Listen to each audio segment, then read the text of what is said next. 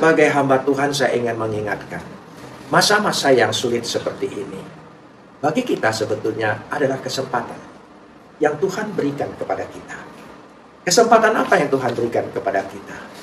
Kalau saya melihat firman Tuhan dalam Galatia 6 ayat yang kedua, berkata demikian, bertolong-tolonganlah menanggung bebanmu, demikianlah kamu memenuhi hukum Kristus. Kesempatan yang adalah untuk saling menolong satu dengan yang lain. Kita harus peduli terhadap masalah, kesulitan saudara-saudara kita di tengah menghadapi pandemi ini. Seringkali saya berpikir, mudah-mudahan pikiran saya ini salah. Tetapi saya melihat sebuah realita yang saya pikir. Kalau kita minta bantuan doa, saya melihat responnya bagus sekali, cepat sekali. Ya, doakan. Dan mereka selalu, kami berdoa, kami mau mendoakan. Tetapi kalau kita minta, bantulah saudaramu, rasanya agak berat. Ya, seperti lebih mudah mendoakan. Kenapa? Karena mendoakan tidak keluar modal, tidak mengeluarkan satu pengorbanan. Membantu berarti mengambil bagian dari diri kita untuk dibagikan kepada orang lain. Apakah ini yang kita kelihatan rohani? Berkata, doakan, saya akan mendoakan. Ya, saya tidak berburuk sangka dia berdoa atau tidak. Saya lebih berbaik sangka, mungkin dia akan mendoakan. Tapi mendoakan bagus sekali, baik sekali. Tetapi setelah mendoakan, kita harus membantunya. Contoh Alkitab begitu banyak.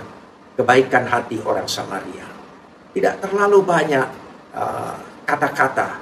Tidak terlalu banyak aturan protokol ini dan itu. Tetapi dia tunjukkan satu tindakan dalam kebaikan. Bukankah itu contoh yang diumpamakan?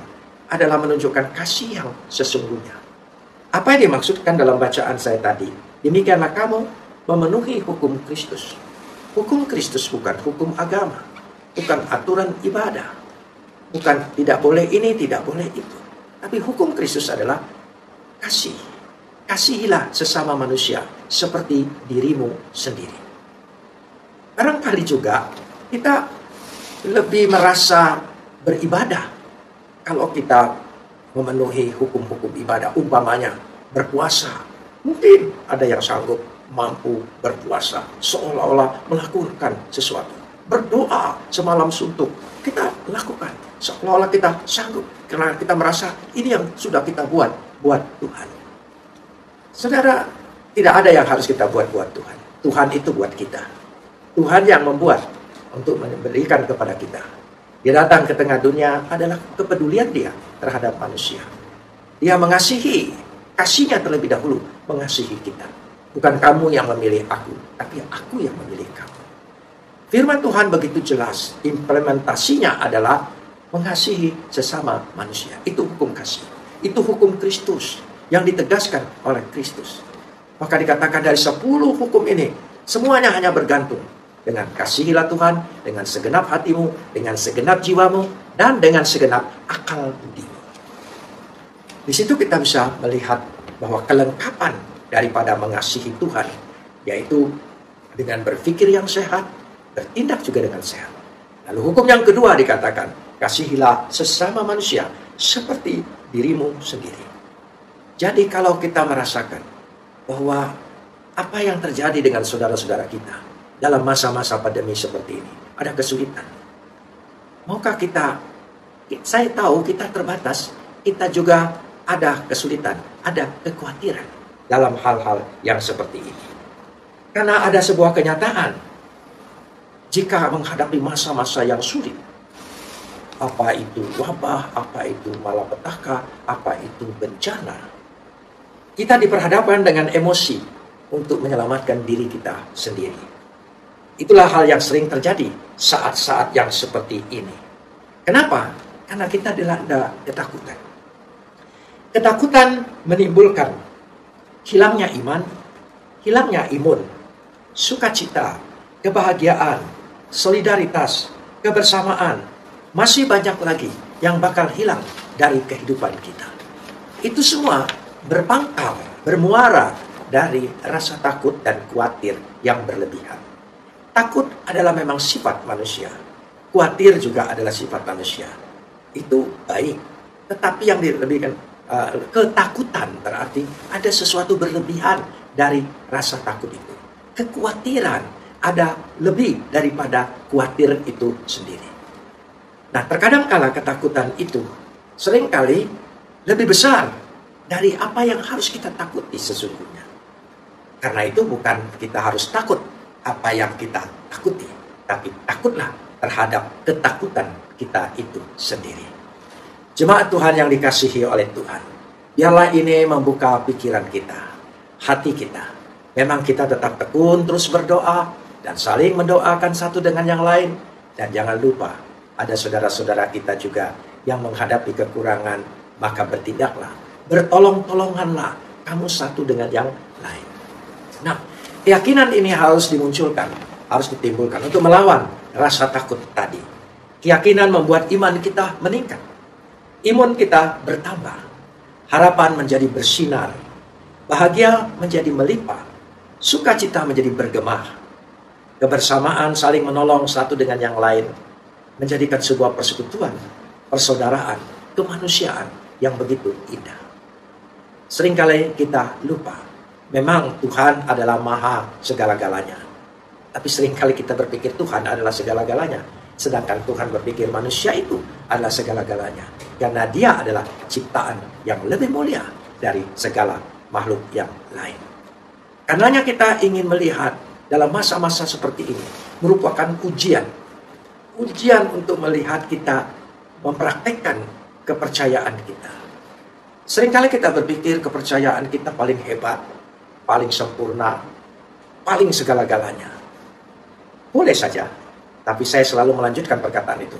Tunjukkan dalam perilaku hidup, dalam tingkah laku, dalam karaktermu, bahwa apa yang kita yakini lebih besar, lebih baik, lebih segala-galanya, lebih memastikan.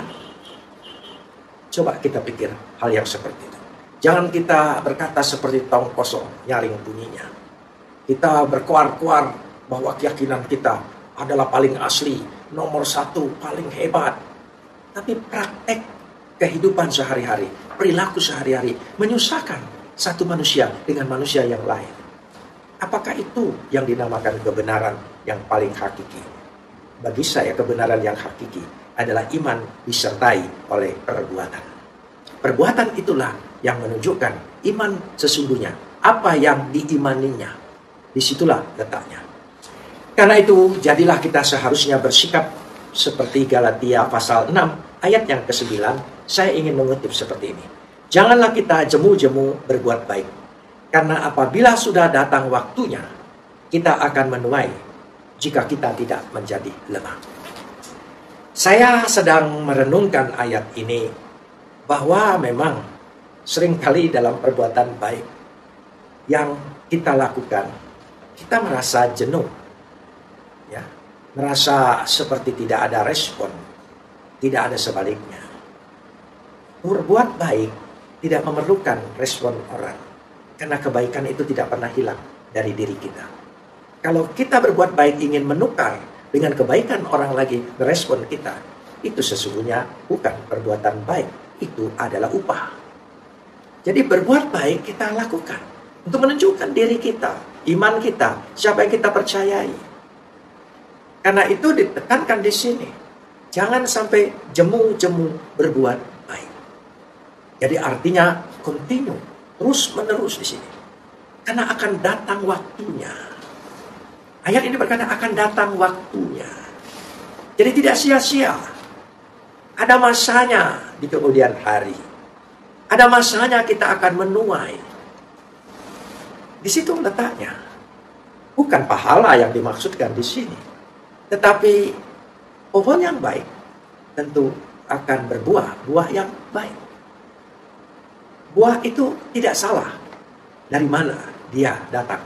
Dari pohonnya. Makanya karena ada buah kelapa, maka disebut pohon kelapa. Ada buah mangga, maka disebut itu pohon mangga. Ada buah rambutan, maka disebut itu pohon rambutan. Jadi antara pohon dengan buah, antara akar iman dengan perbuatan, tidak dapat dipisah-pisahkan. Tuhan tidak pernah lupa. Tuhan tidak pernah berhutang apa-apa. Tuhan pasti sangat ingat seteguk air saja yang kita berikan kepada orang yang dahaga. Tuhan akan membalasnya dengan kebaikan juga. Dikatakan di sini bahwa akan datang waktunya kita akan menuai. Jadi kata janganlah kita jemu-jemu berbuat baik itu bukan sebuah harapan kosong. Bukan sebuah tindakan tanpa arti apa-apa. Tidak. Tapi tidak jemu-jemu untuk menunjukkan bahwa kita tidak menagih, tidak menuntut. Tapi Tuhan tahu akan ada masa menuai. Ya, akan ada waktunya. Waktunya tentu Tuhan yang lebih tahu tepat kepada kita. Dari situ kita berpikir, jika kita tidak menjadi lemah, artinya seringkali kita menjadi frustrasi, putus asa atas kasih yang kita lakukan. Seolah-olah kita mengalami balasan-balasan yang sebaliknya.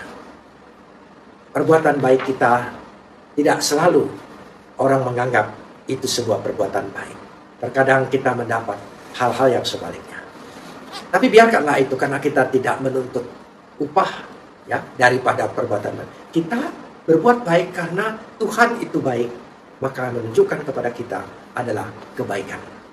Hendaknya di masa yang seperti ini, dalam masa yang sulit ini, renungan ini menyadarkan kita bahwa sesungguhnya Tuhan beri kesempatan kepada kita melalui cobaan, ujian, sekali lagi ujian yang terjadi bagi kita, yaitu di tengah-tengah pandemi ini. Saya berdoa supaya Tuhan berikan kekuatan kepada jemaat yang ada di rumah, jemaat mana saja yang mendengar daripada siaran ini. Saya percaya Tuhan pasti menolong, memberkati, memelihara, dan menjaga.